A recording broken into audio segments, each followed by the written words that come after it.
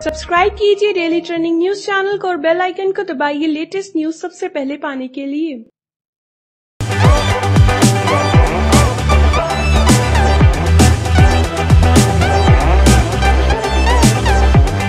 PNB में हुए 11,400 करोड़ रुपए के महाघोटाले ने बैंकिंग सेक्टर, शेयर मार्केट के साथ साथ सरकार की भी नींदें उड़ा रखी हैं। भले ही सरकारी एजेंसियां नीरव मोदी के ठिकानों पर छापेमारी करके रिकवरी की बात कह रही हो, लेकिन सच बात तो ये है कि इस घोटाले का असर किसी न किसी तरह आम लोगों पर ही पड़ेगा। इस महाघोटाले का सबसे ज्यादा असर इन्वेस्टर्स पर पड़ेगा। आर्थिक मामलों के जानकारों की माने तो इस घोटाले से बैंक घाटे में जाएगा और इसी के चलते 2 दिन में बैंक के शेयर 20% तक गिर चुके हैं। इससे मार्केट कैप 8,000 करोड़ रुपए तक घट गया है। आपको बता दें कि पीएनबी के 43% शेयर पब्लिक के पास है। ऐसे में बड़ा नुकसान होने की बात कही जा रही है। दूसरा सबसे बड़ा असर बैंकों पर पड़ेगा।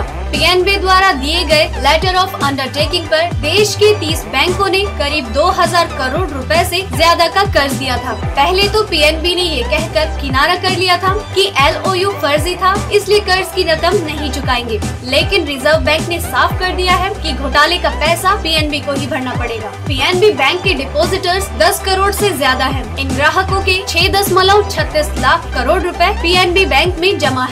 एजेंसियों को शक है कि इस घोटाले में दूसरे बैंकों के अधिकारियों की भी मिलीभगत है। पीएनबी ने 30 बैंकों को पत्र भेजा है।